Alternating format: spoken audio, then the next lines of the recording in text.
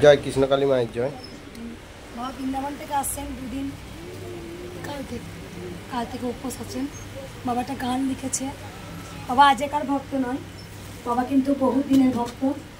আমি বাবাকে জিজ্ঞেস করছি, আচ্ছা গোবিন্দের মধ্যে কি আছে বল? একদম অনেক কিছু বলি না, খুব ভালো লাগে না।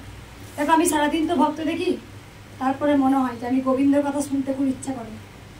আমার মনে হয় যে আর সবসময় গোবিন্দকে ডাকি। বলে বেটে গানটা। ভক্তি স্রোতে ভাসরে মন, মায়ের দেখা পাবি। না হয় বৃথা মন্দিরে তুই মাকে খুঁজে যাবি, মাকে খুঁজে যাবি।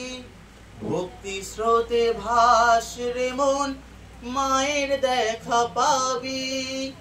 না হয় বৃথা মন্দিরে তুই মাকে খুঁজে যাবি, মাকে খুঁজে যাবি।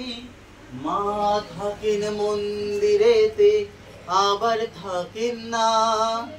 দেখার মতো না দেখলে তুই দেখবি প্রতিমা। মা থাকেন মন্দিরেতে, আবার থাকেন না।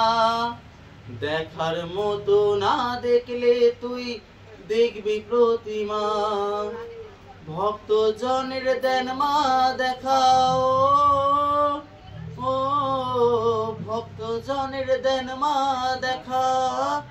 না হয় দুঃখ পাবি, না হয় বৃথা মন্দিরে তুই মাকে খুঁজে যাবি, মাকে খুঁজে যাবি। ভক্তি স্রোতে ভাসরে মন, মায়ের দেখা পাবি।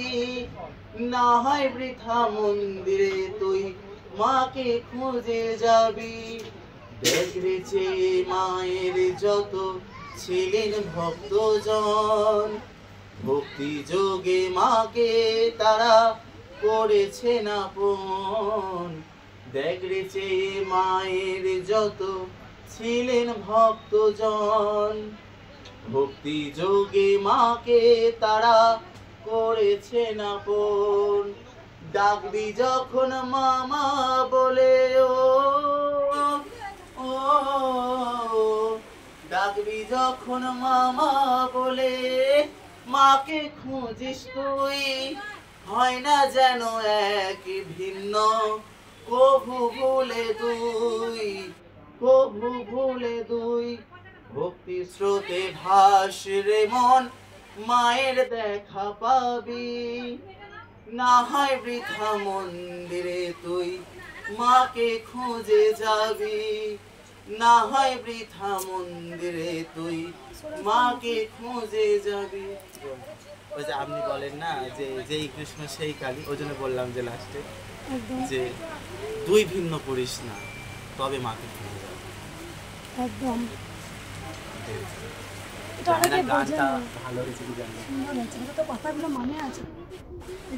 আমরা যদি মনে করি যে এটা পাথরের বিগ্রহ তাহলে পাথর, আর যদি মনে করি প্রাণ।